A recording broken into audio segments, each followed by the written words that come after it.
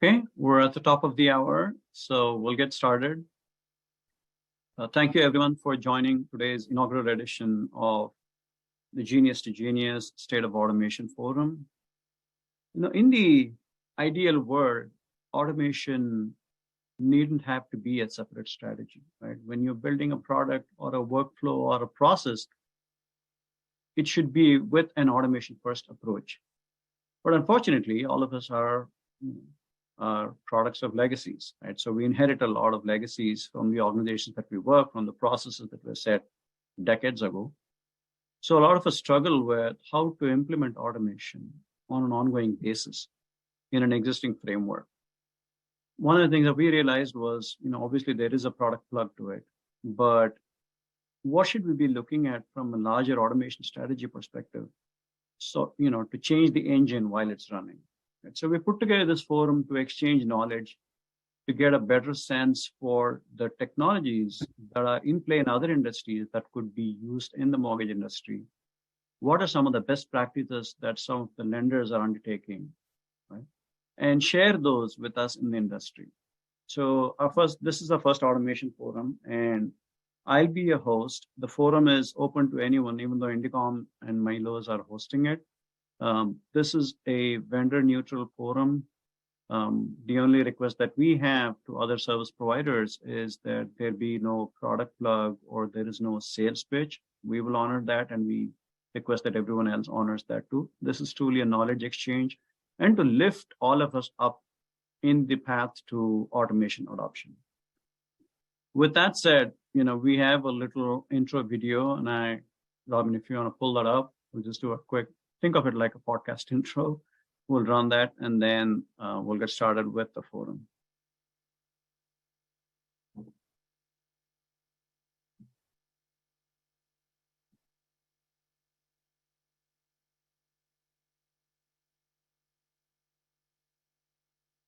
Awesome. Thank you again.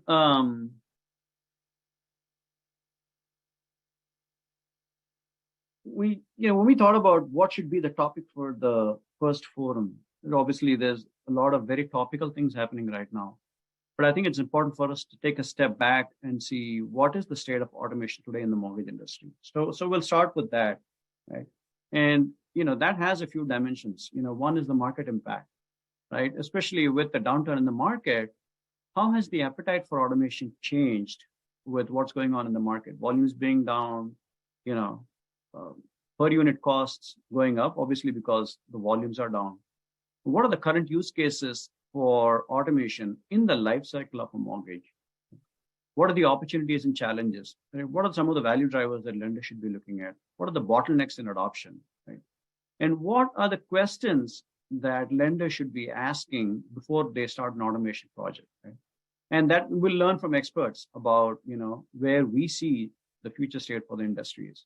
And what can the mortgage industry expect to see in the coming years, right? So we have an excellent set of panelists here with me. If you move to the next slide, Robin. My name is Narayan Bhardwaj. I've been in the banking industry for about 30 years now. Started with working on the bank side of the things with Citi and erstwhile GE Capital on the tech side, and then moved on to service providers in the tech industry. I have with me Jennifer Fortier. Jennifer is from Strathmore. She is a senior advisor and a principal consultant with Strathmore. She provides operational and strategic advice for mortgage banks and lenders and guides them through enterprise engagements for system transitions and process advisory. Jennifer is also the author of the book, Demystifying Mandatory, The Beginner's Guide to Implementing and Managing a Hedging Program for Residential Mortgages. Jennifer is also a recognized CMB, which she got the designation that she acquired in 2005. She also serves on a number of mortgage-related committees. Jennifer, very glad to have you join us here in our first forum. Thank you. Really happy to be here. Awesome. We also have a good friend, Aru Anavekar.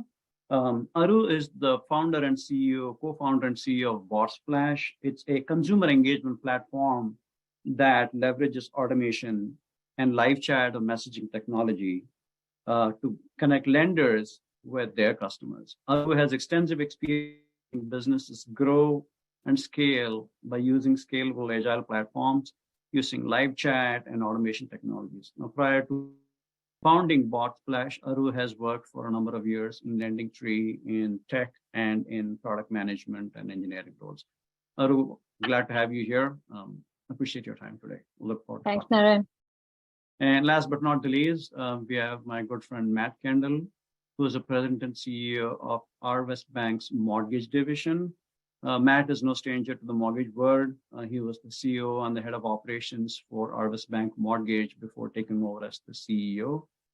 He also ran Waco Title before moving on to the bank side of the business. Matt has done a number of transformation initiatives over the years silently. He's literally replaced the entire operating model of the bank, and specifically in the mortgage division.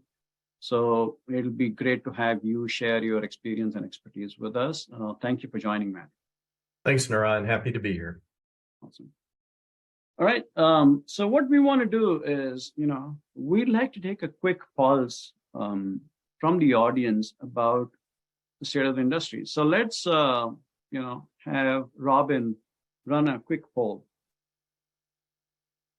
Now, we talked about it a little bit. Now, has the change in market increased or, decreased your interest in automation? Many lenders say, we just want to wait and watch. Some lenders say, no, we want to take a step back and relook at it. We're getting a lot of responses, which is pretty awesome.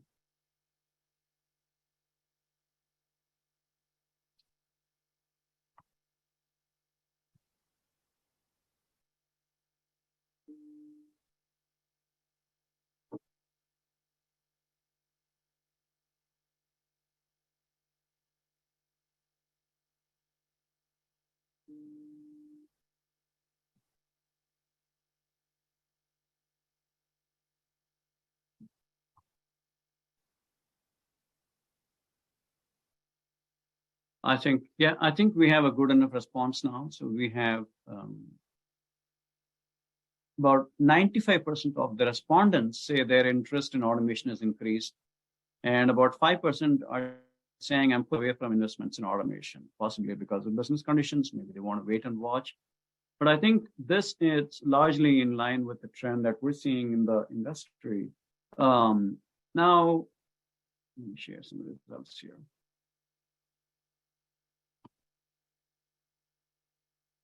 All right. Now, Jennifer, you advise a number of clients across the industry.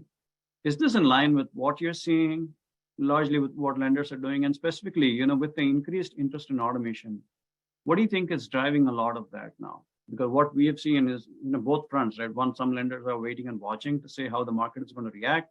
Some lenders are saying, no, there's no better time than now. So what are you seeing from the industry? Well, so I'm not surprised to see 95% are at least thinking about it, if not actively engaging. That's really consistent with what we're seeing with our clients as well. And I'm very happy to see it. I think, we waited a good while for the technology to catch up to what we wanted. And there's some really compelling solutions out on the market now. We've got lenders coming out of the 2020, 2021 push and really start to take a fresh look at how they do things, how their processes work, and making some investments on setting up perhaps a more scalable and a more sustainable process. So I'm not at all surprised to see any of those, to see that strong interest in automation. So glad to see it. I do think lenders are having to focus not just on what solutions are out there, but really take a hard look at their processes. So that's kind of what the mindset is these days, is how do I make this fit and make my process better? That's awesome.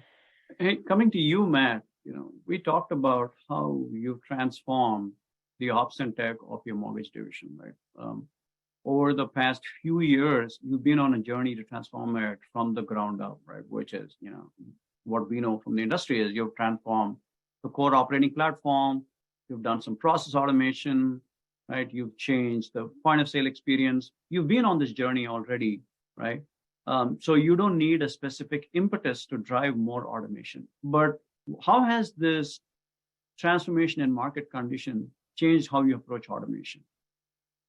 You bet. Thanks, Naren.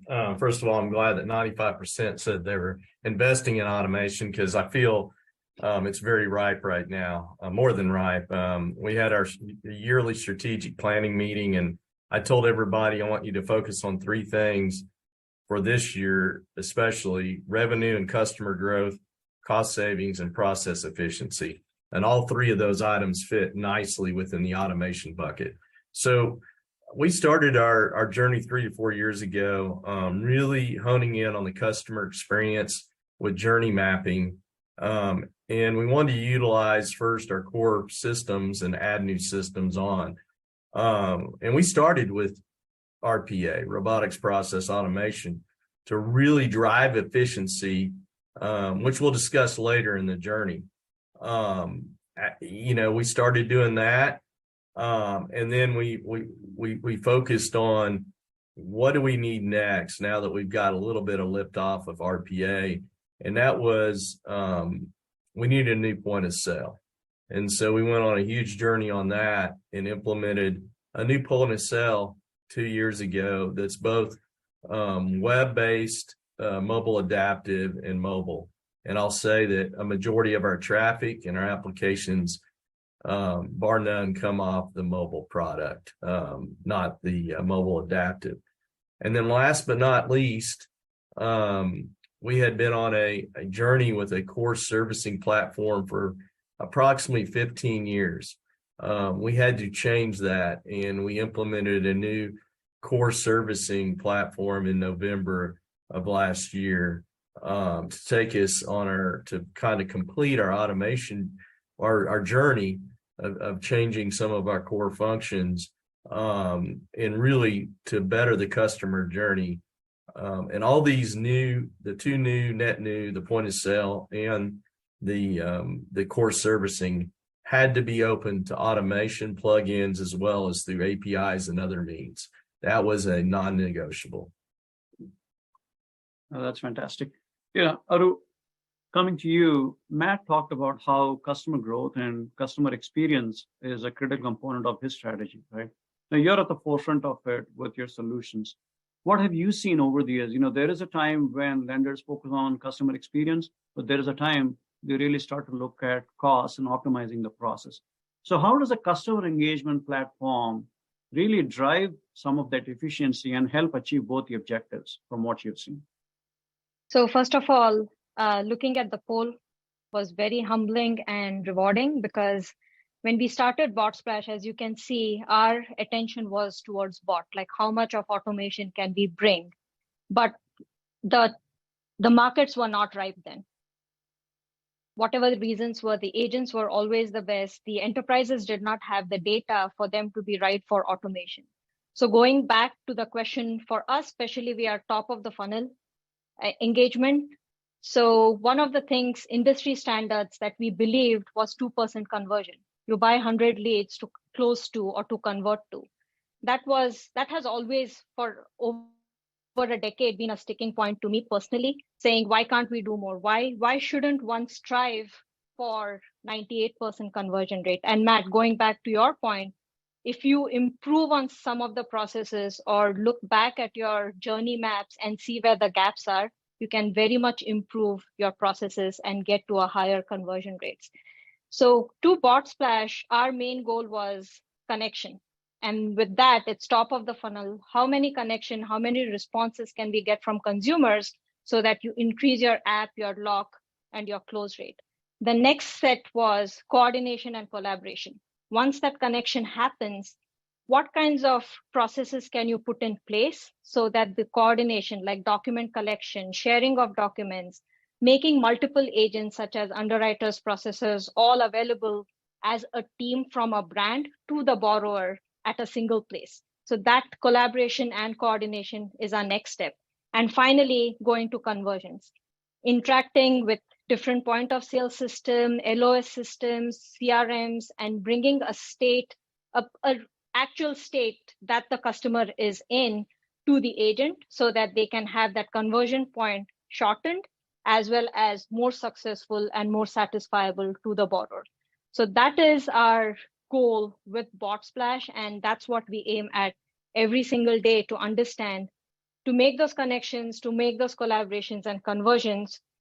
What kind of balance do we need to take between automation and agent escalations and assignments? Yeah. So in driving all of that, so what I'm hearing is it's not just a facet of how you engage with the customer, because if you streamline the process of customer engagement, it inherently drives process efficiency in the back end too, by shortening some of these life cycles, by taking out some of the inefficiencies. So I think it's a misplaced notion that a lot of lenders should say, okay, now is the time to cut costs. Let's just cut costs and customer experience will fix itself.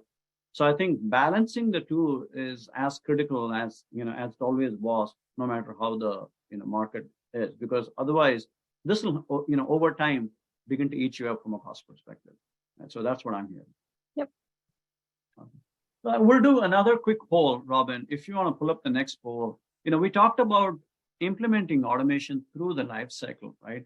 But let's get a sense for where the automation capabilities are. What are lenders focusing on as automation capabilities as a part of their organization?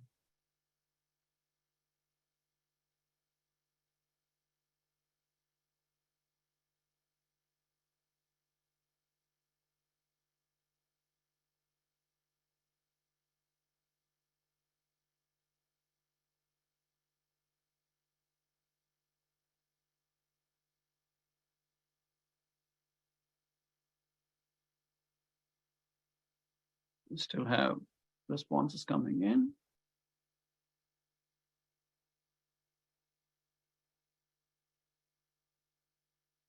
Give it 8 more seconds.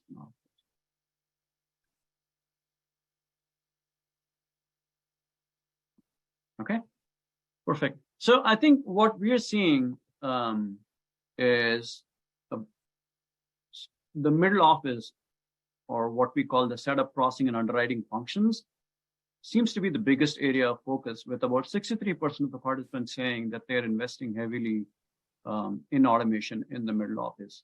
And the point of sale and front office follows a close second with 18%. And servicing transformation is at, it's about 14%, followed by closing and post-closing at a distant 6%, right? So this pretty much lines up with what we see, because obviously when the market is tough, you want to optimize your middle office, you want to cut out a lot of slack, you want to automate a lot of the so-called non-value added activities by automating a lot of the stuff in middle office. So that's what we're seeing now. Now, when you, Matt, I think this clearly goes back to what you talked about, gaining some inefficiencies out of middle office automation using RPA. Could you talk a little bit about your experience, with RPA? At what point did you determine that you wanted to invest in RPA specifically? What was the selection process like? And what are the other automation opportunities you see in the middle office in itself? You bet. Thanks, Narayan. Yeah, as I said, we started looking at RPA about 3 years ago. The first thing we did is we found somebody doing it very, very well by word of mouth. And it was a mortgage company, not a competitor, a direct competitor in our area, but we actually visited their site to hear their idea and did an idea gathering session with them, with the vendor. We picked that vendor partner out of the gate to utilize, and I will say we copied some of their middle office processes that they had rolled out to get a good lift out of the gate without getting too complicated. So after we did 2 or 3 and got felt comfortable with it, and we started to mature more, we actually took over our automation ourselves internally with an internal product that we utilize today to develop our bots. We then got some more bots under our belt, if you may, and we were lucky. We have you must establish what I call a center of excellence. Here at Arvest, we call it an intelligent automation center that rolls up under finance, and that is where all of our RPA processes are now built out of our banking division. some of the things you must do as you're building these processes and automations, you've got to publish your adoption levels and your success rates. And we publish those monthly. We got different bots, different middle office like closing. I can tell what associates are adopting and what aren't. And you really have to dig in and ask them, why are you not relying on that bot? Why are you still doing a manual process? Also, we found we had to monitor in one area. Too many folks have bots and processes all over, and you have to centralize that monitoring to a specific area to be successful. Finally, what we've done is we created a division or a program called Citizen Developer. These folks are associates that are good with task and process, but are non-technical folks. We get them certified, and they go in and help create some of the workflow for our RPA processes going forward. We also conduct value stream mapping, which is more of a lean process to go through to determine which areas need cleanup and which are candidates to be automated with RPA.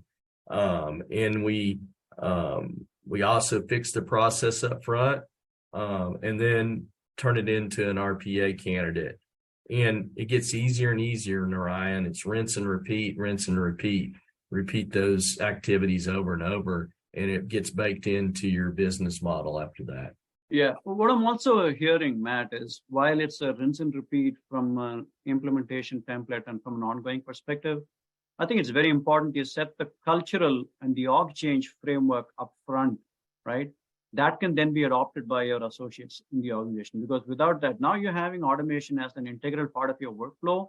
And that's a huge cultural shift for a lot of the lenders, right? Suddenly, activities that were being done by your associates are now being completely automated, right? So that's a mindset in itself on how the work moves through different contiguous workflows, right? So I think that cultural shift is huge to set up as a context before we implement a strategy. That's exactly right. You have to explain the why behind why you're doing it. You're not going to reduce jobs or, that's not the main focus here. We have many different reasons. Cost savings and efficiency is just one of them. Better customer experience. Maria just touched on that. Capacity, when the market comes back up, you don't want to be behind the 8 ball. And then better compliant systems that produce less errors. So you have to go through and explain that to develop a culture that your associates will adopt. And once they do, trust me, they get on board and they get energized from it. We built many processes based upon that. And once you get that train moving, it's unstoppable. Yeah. And Jennifer, Yep. Oh, I just wanted to chime in because I love to hear about the Center of Excellence. It really shows that commitment to really changing what you're doing. We work with those clients that are better at that, some that are not so good at that. And when you really commit to that approach, that Center of Excellence approach, it makes all the difference in how well this works for you. So I love hearing that. And I'm loving hearing all the talk about the customer experience being front and center. We've, as an industry, have needed to push that forward for a while now. So it's fun to hear all that. Yeah. One of the questions that I constantly think about is, metaphorically, we go where the water flows. So there's obviously a lot of noise in the industry about having to automate this, and here are the solutions. So more often than not, we go around looking for a problem to fit the solution that we already have. What do you all think as some of the areas that are underpenetrated, that are still underserved with automation, that the industry is not looking at, that are ripe for automation in the times ahead? Yep, I'll chime in there. What I think you're saying, and what rings really strong to me or loudly to me is, you can do automation. I think there's some confusion in the industry about what exactly is automation, and people have different definitions of that. My definition is the task gets done and a human never looks at it. some people's definition is it's easier for the human to do the task. I think that's shooting a little low, frankly. I would like to get the human completely out of it. So, I think when you're looking at where do we take this automation, you do need to look at, are we actually automating, or are we just providing, another tool to do the job? And are we timing our automation correctly? Are we triggering automation on the right events and those types of things? So just kind of want to set the stage with that. In terms of opportunities, I think I have this little dream that's building about trying to go directly to documents. I think there's opportunity there, and I'm not sure where the industry and where the tech space is on this. But if you think about, in underwriting a loan, in closing a loan, the documents always win. Yeah, we're still very 1003 driven. We ask for the data first, and then we validate against documents. I would love to see us move towards ask for documents first and figure it out from the information that's provided on the documents. I think there's a lot of opportunity there, but that's a sea change in terms of process and in terms of the function of the technology. But that's what I'm rooting for. I hope that's our future goal as an industry. That's interesting. And, that will touch upon one of the topics that Aru and I will discuss later about generative AI and the role of this, because we'll talk about that. Yeah, I'll quickly chime in a little bit on what Jennifer pointed out. I think we all talk about AI and it's like artificial intelligence, but our approach to it is like a plug and play. We tend to go and say, oh, it's artificial intelligence, tell me what I should do. No, you're the expert. You've been in the business 30 years, 20 years. Your agents are the expert. I think what we have to go with an approach is understand the processes you've taught your agents, get the intelligence out from it, and artificially automate them. So I think understanding that our agents and our staff are the core intelligence, and at some point as humans, we are going to be bored of doing the mundane tasks again and again, and we are going to drop it. And that also shows in our poll, processing is where we need automation because things will not change. Top of the funnel sales, you have to have empathy. You have to know what the borrower wants, what's their story in order to move them to processing. But once they are in processing, Jennifer, as you said, if the documents are collected, you don't need to ask them those questions. You can get it from the documents, what they are. And Matt, I liked how you said that winning culture is important. I agree. We strive to give a good experience, consumer experience and seamless experience, but at the same time, much of our focus is how the agents feel. If the agent is happier, they are going to treat the customers happy. If the agents have processes in place that will shorten their churn or outbound engagements to the borrowers, they are going to bring their best to the table. So I think balancing and making sure your agents have every feature that is convenient for them to make those conversations happen is very important too. Ryan, another area real quick. Thank you for the I agree.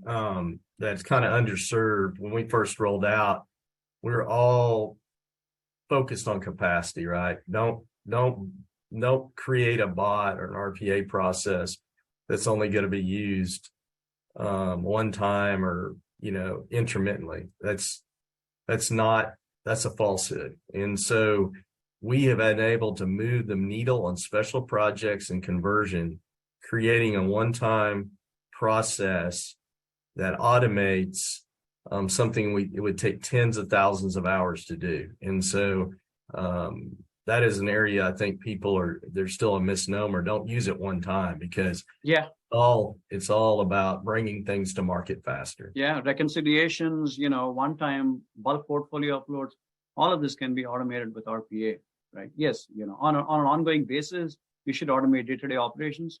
But I think that's a great point that you bring up, that also look at one of these special projects that would otherwise taken 40 people to do.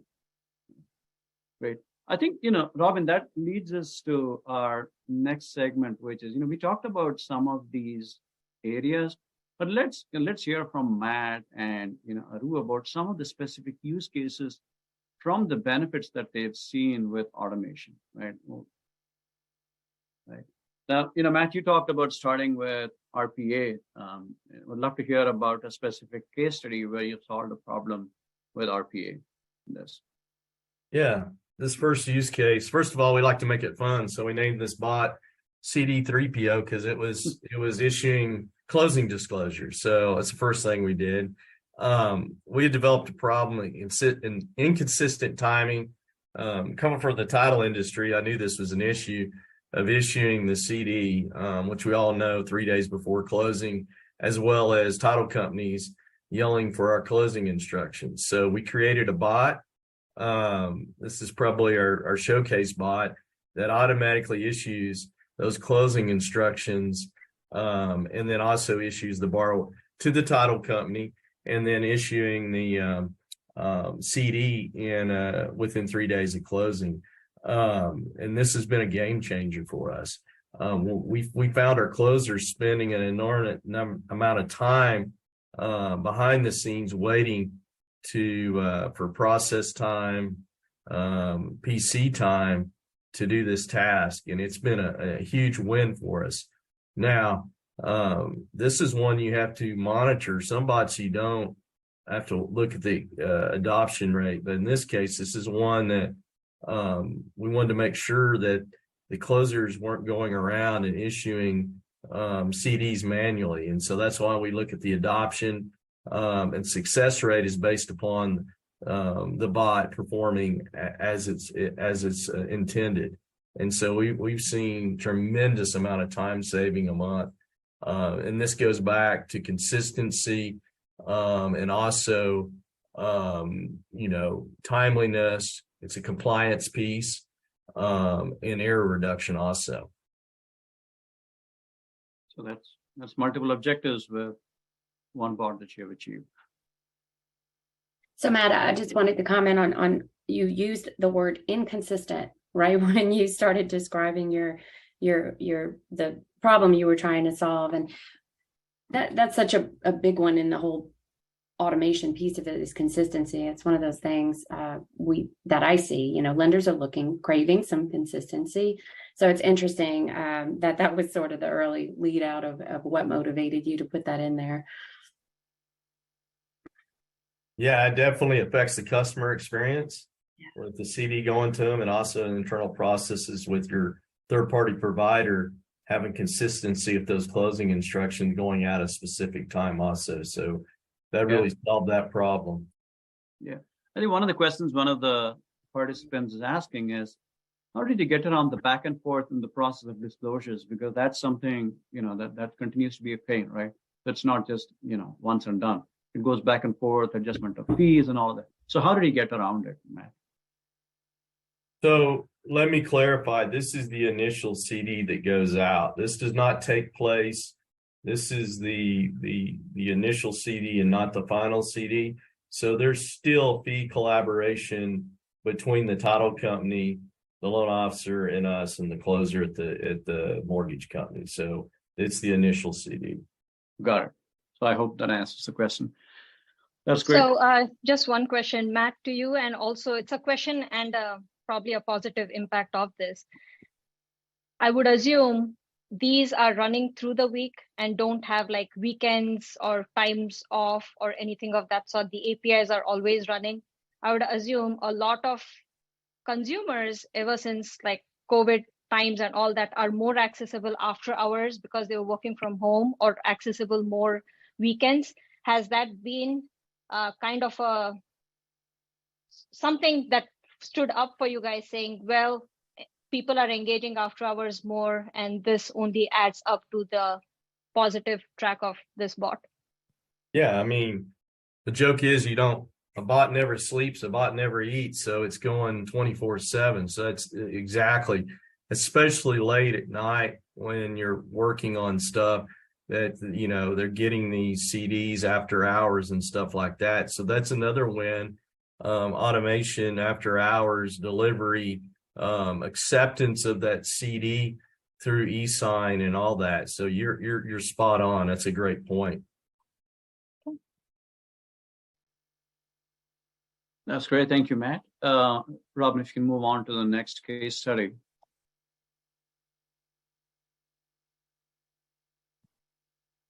why don't you share with us about your experience with one of the big impacts that you have seen? Sure. And this again falls under processing, not very high level conversations, initial, but the borrowers is interested, but nothing actually starts in the industry until you've got that soft credit pull or some kind of a credit check to know how you're going to announce these rates, what the impact is, and all that. One of the things we've done for our clients is automating that process. Very early on, what we learned is if you ask a consumer saying, hey, what does your credit score look like? They're not going to give the credit range. They will say 6 months ago, something happened. Then I bought. It's a whole story of what went into having the score that they have today. Of course, people with a good and excellent credit score, straightforward answers, but lower the credit scores, there's always a story of what impacted. So one of our biggest lessons learned in automating this was making sure we have the machine learning models that not just take an answer and drive to the next question in series, but consuming it, giving a score of, based on what the question was asked, how many responses do we have? Is it a single line response? Is it a multi-line response? And make sure for all the audience, this is all through texting.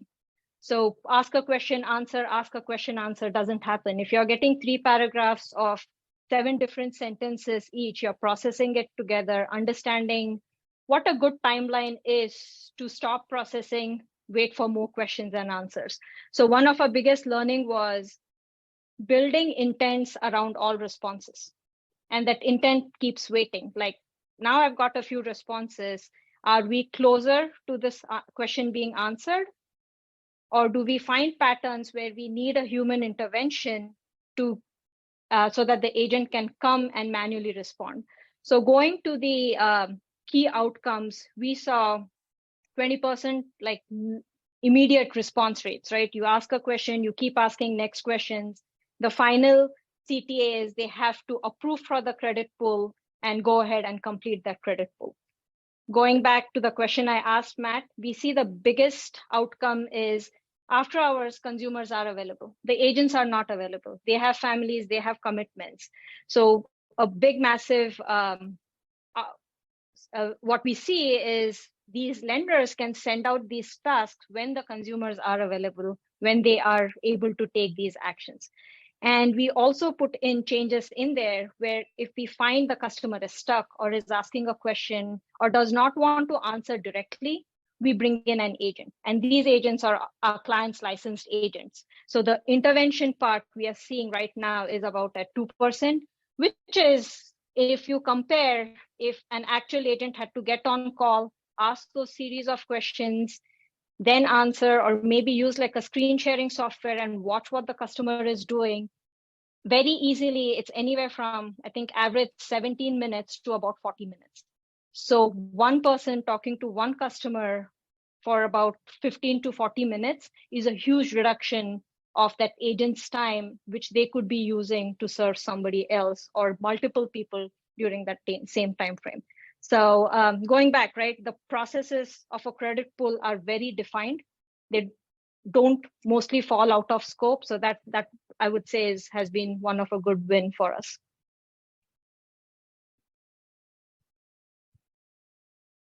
That's awesome. What I wanted to pivot from here is we've seen some of the use cases, but what are really the value drivers that drive automation for lenders? So we have a quick poll, and if I can ask, we run the poll. Let's get a sense for what do lenders see as the top 3 value drivers for any automation initiative?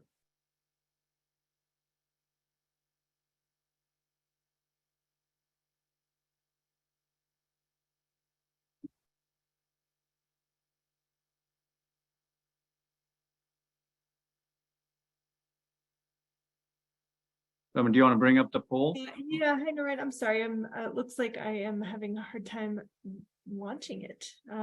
So I'm not sure why. It's very odd. Just 1 minute. I have thoughts on that if you want to chat while we wait for the poll. Sure. Yeah. So I think we'll probably see if, if I have to be the predictor of what we might see in those results, the cost savings is always a question for all lenders. I think consistency, I mentioned that earlier. Matt had brought that up as a motivator for them to implement bots. I do sense a craving from lenders for consistent processes. Scalability is top of mind. We're again coming out of 2020 and 2021. So how do we make doubling production easier and having production less painful? When we have to cut that in half. I think those are probably front and center for lenders right now. So that would be my prediction, is that scalability, and buried in that is the efficiency and the consistency question. The other thing I think that's emerging, and I alluded to this earlier, we're starting to see so much more discussion around customer experience later, and seeing that as a differentiator for lenders. I think to the extent to where lenders perceive they can be more responsive to customer issues, more responsive to questions, all those things that just make it better for those customers and make them feel more valued and treasured as a client. I think all of that's top of mind. So my guess is a lot of lenders would say that they're probably, some of these all have equal weight. Yeah, and it's fascinating to see how the numbers are changing. It's pretty clear, and I'm gonna end the poll now. Right? So we're seeing that clearly. Cost savings is high. Closely tied to it is our time savings, but customer experience is a big piece too for a value driver, just like you talked about, right? Now, in customer experience is tricky though, right? It's a tough one to solve for because there are long gaps in the process chain, right? So how do you adjust for these while managing the customer experience, right? How do you design optimal workflow? Specifically, let's say in a customer engagement platform, like a chat or an online engagement platform, right? And how do you look at it, Matt, because you've looked at the point of sale side of the things, transformation. So how do you account for those gaps in contiguous processes while managing customer experience when implementing automation? I think you directed that to me. You have to break everything in pieces and look at from soup to nuts, look at the process to really dig down, like I said, with the value stream mapping, and see what the points of friction are. And really hone in. I mean, customer experience is so important. Where are those friction points? Because as Jennifer pointed out, you fix that, you fix the other two too, cost savings and time savings. That's just an added benefit that you get from that. So those three are very, very, very tied together. So those are huge areas to dive into. But you have to review the whole process from app to close. I agree. And Aru, you're once again as a customer engagement platform provider, how do you account for design of workflows when you implement a solution like this? Sure. First of all, I'd like to say, customer experience as UI, UX, and all that. But I think what it also brings is how much simple can you keep for the agents so that they don't have to think so much or log into multiple systems. So with the use of APIs or apps, making it easy for them so that they can move forward fast. One of the other reasons I would say customer experience is important. If you look at borrowers, they are not available all through the day to engage with you. Your question initially, Narayan, was it's a long process. What we have learned over time in the last 5 years, it is a long process because the borrower and the agents and the enterprise are not available at the time when the borrower wants it. So shifting our mindset to saying that borrower needs the loan, we being available to them where they want, when they want, is very important than we making an outbound dial, assuming they will pick up the call, or we sending an email, assuming at 11 a.m. open rates are high, this is when we should send that email. So shifting our mindset to being there for the consumer, being where they are, like, do they want text? Do they want chat? Are they on Facebook? Wherever they are, being accessible to them changes a lot of and makes a lot of impact in reducing and compressing that time. And when you notice that time compresses, you're automating better. You know you've moved from 3 months to 3 weeks, you're automating it better. I don't think there's any borrower out there who needs a loan and will say, I'm just going to relax and shop or take it as slow as I can. If your first lender responds, they will forget shopping with multiple lenders. They are just going to keep working with you. That would be one thing. And going to the other side of consumer experience, just make it easy for them. Don't confuse them. Don't put them to multiple hoops. Set their expectations. If you're taking their email address, tell them what will happen. If you're collecting their text phone number, tell them what kind of text you will get, when will you get it, what are you going to do with the data that you've collected. If you're doing any kind of data enhancement, be transparent about it. You don't want to do data enhancement with a firm or a third-party agency and then realize their credit score was impacted or something else was impacted. So I would say for an agency, be transparent to your consumer what their expectations are. And for the same enterprise and agency, make it easy for your agents and staff to feel happy about the tools that they're using. That's awesome. I think that, that brings us to the next question. We've talked about some of the use cases. We talked about what are the value drivers, but really when the rubber hits the road, so to speak, what are some of the challenges that lenders typically see in building and adopting automation, right? So let's run a poll and let's get a quick pulse check for what you're seeing. So while you're running that poll, there's some interesting questions sort of around this topic in the chat. So this, I'll be interested to see the answers here.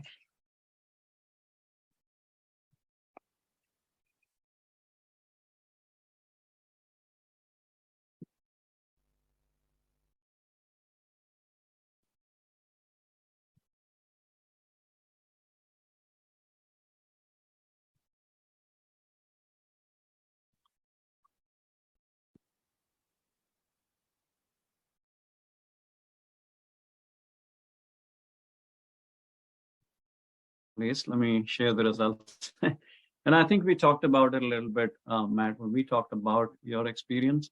Clearly, I think user adoption and change management is at the top of the list here, right? In implementing any automation initiative. We talked about what you're doing specifically, but it's fascinating to see that that's something that everyone's seeing. Right? Now, Jennifer, you obviously seen this across the board, across multiple lenders and multiple clients. But there are many nuances beyond just user adoption. There are, of course, mandatory regulatory requirements that drive a lot of these, the data integrity issues, the integration challenges. So what do you see as some of these challenges, given what we are seeing with lenders, as your perspective? I think the overarching challenge is really how do you insert automation into your overall process. So I think the biggest mistake you can make is to buy a piece of technology, whether it's automation technology or otherwise, and just sort of throw it in the process and hope for the best.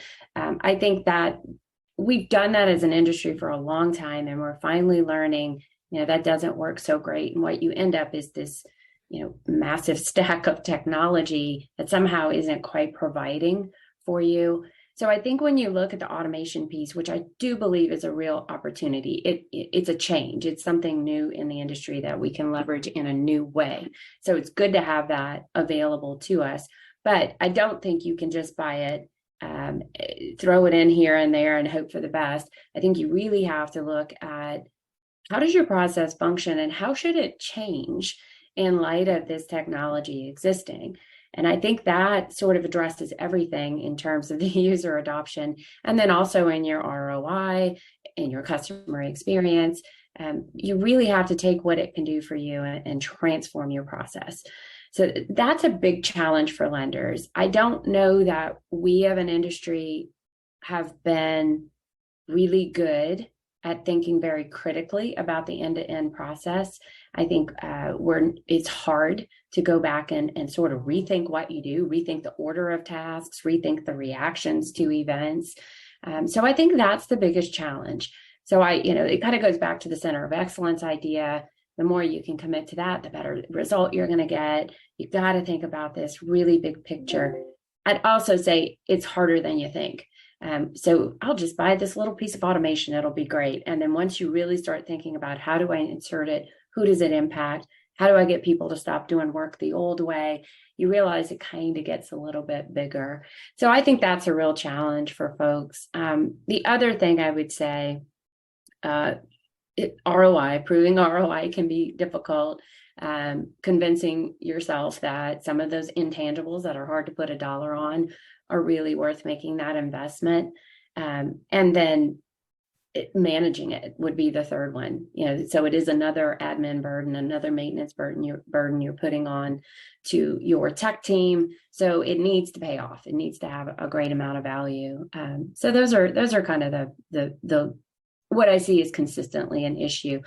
But again, the mistake is not really thinking hard about your process design and how your automation should change that. Yeah, no, that's outstanding. Because Matt, if we go back to what you were talking about, some of your, key challenges and how you laid out the framework, I think you started with saying you do a customer journey mapping and then a value stream mapping, and really, eliminating a process if it's not required before automating it, right? Really taking a ground up look at all of this. So I think, you've covered a lot of this in your experience, but what else do you see as some of the tips, some recommendations that you would have for others in driving some of these successful automation implementations? Yeah, we definitely had real quickly some challenges. And the first one was we got fixated on cost savings as the single point. Our CFO and I'm a numbers guy also was looking at it from that point. You can't do that. You got to look at, because you'll scrap a lot of good automatable processes because of it if you just do that. So again, you have to look at capacity, compliance, error reduction, better customer experience. So you can get really stuck on that. The other thing was we're way too busy to go through the value stream mapping, the customer journey. We were doing this during the high point. Well, that is kind of off the board now, I would say, in this market. This is the best time to look at it. So we had getting people to the table was an issue. Why are we doing this?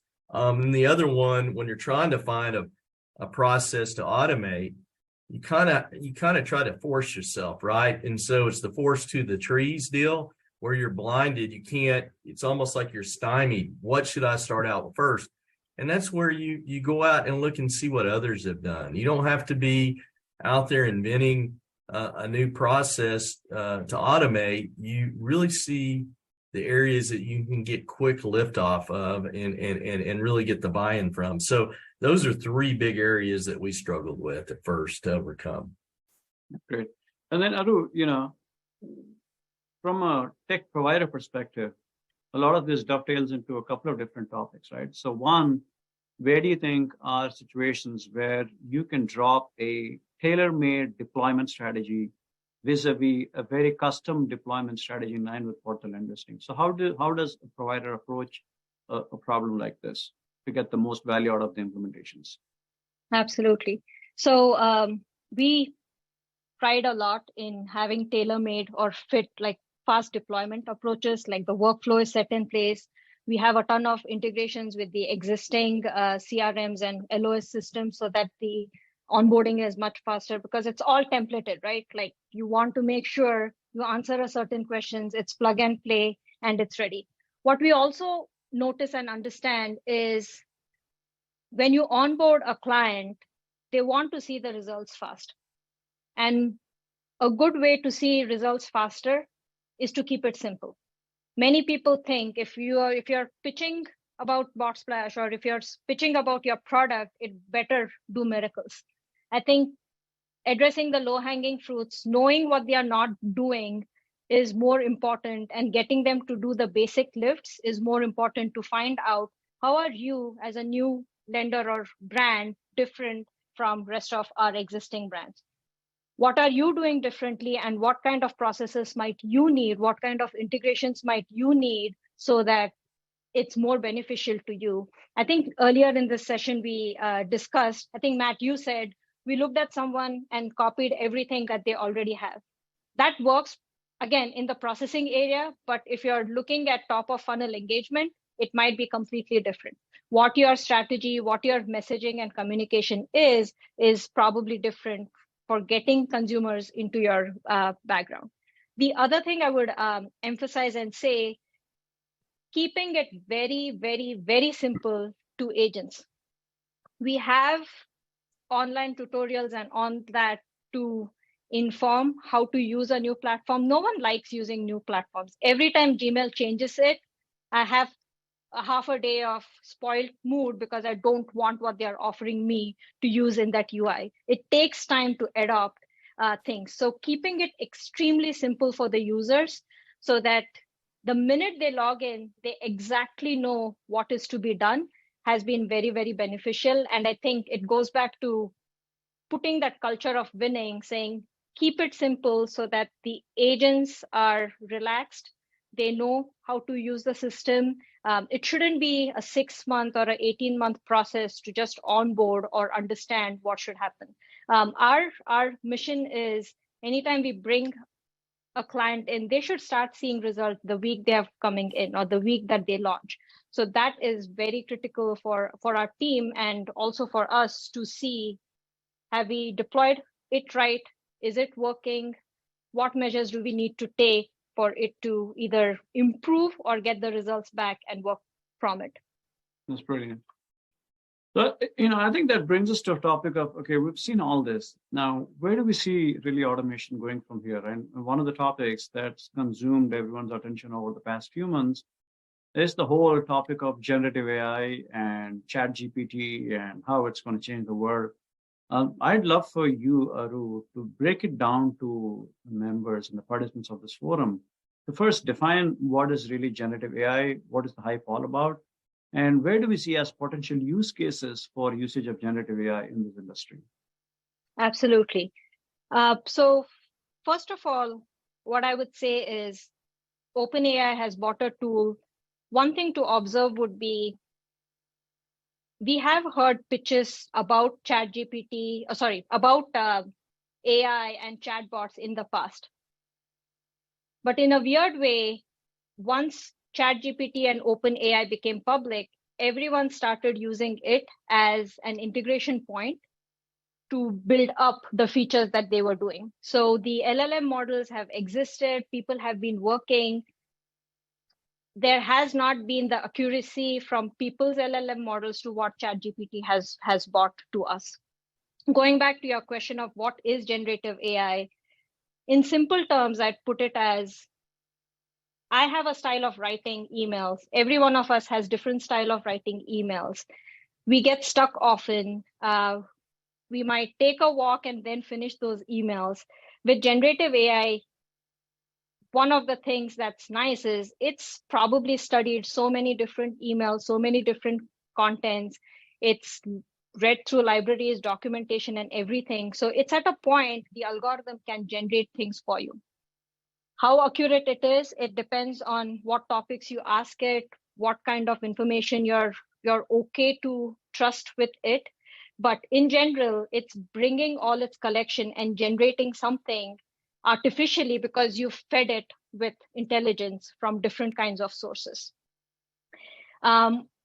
As looking into the future, specifically in the SaaS environment, I feel a lot of generative AI usage is going to come in the marketing space to begin with, like consumer acquisition, consumer retention, nurturing, all these phases, right? Like looking at your individual brand, what's your messaging persona? Are your agents having that persona, or is their language different? If so, training the agents to use what has been generated by a system that matches to your brand.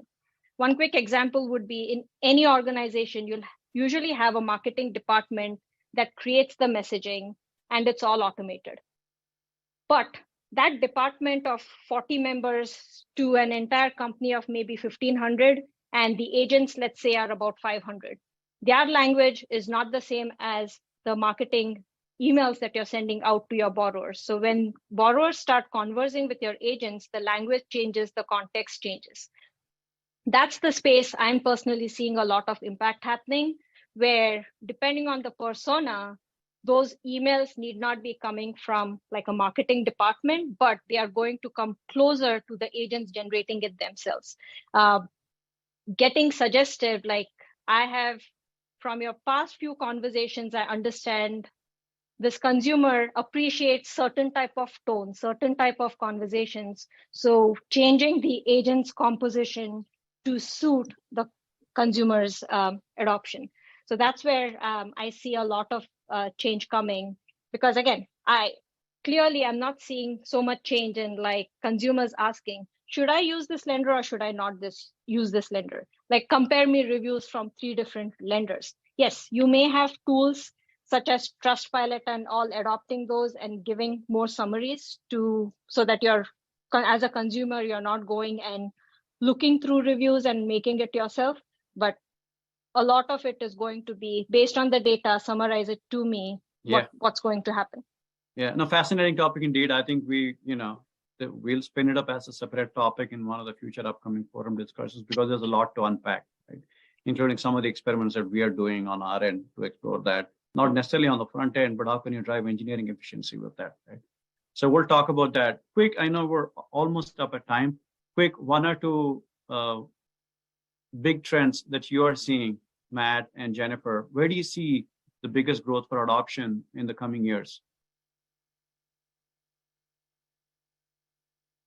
I think it's definitely in the upfront processes. I kind of alluded to, I wish we could go more on documents, a little less on gathering 1003 data. We talked a good bit about how much that can support the loan officers and the sales process. And I think all of that really comes down to, I think the tech is there. I think the vendors, the technology vendors and the lenders need to continue to work together. But I think the big opportunity really is in that upfront process, which should have that trickle down to make the rest better. So that's what I'm hoping to see. We make some strides. Awesome. What about Narayan, real quick, I agree with Jennifer on the front end.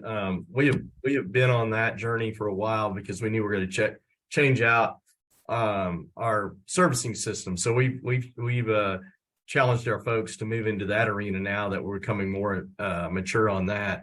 I also will state real quick, another back on the challenges, do not automate a bad process. Out of the gate, that's something that I really got in a eureka moment, because we got stuck on one and we're like, we're trying to automate this. There's way too many steps. Break it down, clean it up, automate it. So I really wanted to get that out to everybody on this call today. Outstanding. I think it's been a productive discussion. What we want to do is kick off one final poll on what will be the future topics that the participants would like us to cover. Robin, if you want to launch that poll, we can get a quick sense from the participants.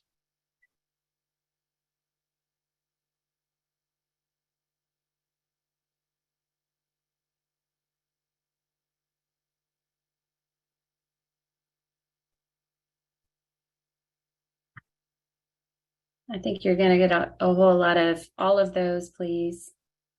They're all big issues.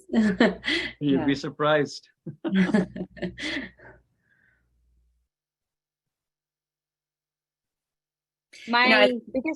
Sorry, go ahead, Jennifer. No. Please, you go first. I am very happy to see compliance did not get a high mark in like risks or hurdles towards automation, because that's usually what used to be.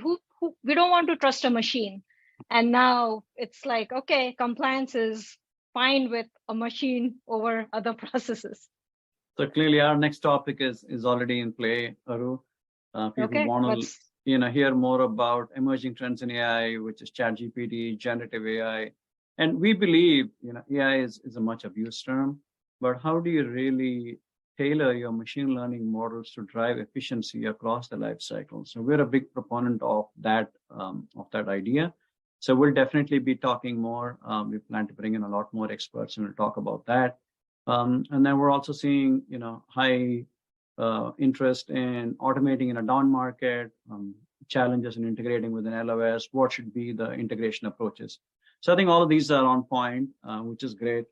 Once again, I wanted to thank our speakers, Matt, Jennifer, and Aru for joining us for the first forum. We will be doing more forums, and if you have your colleagues and your peers in the industry who would like to join, feel free to direct them to us, have them join us and share their experience with us. I think that's that. Any final words, Matt, Aru, and Jennifer, before we close the forum? That was a fun conversation. I really appreciate you inviting me to join you. I second This that. was, Really appreciate Yes. the interaction. Thank you very much. Same thing here. This was good. And thanks, Narayan, Robin, and the entire team. This was very fun. Thank you. Thank you. Have a nice day, everyone.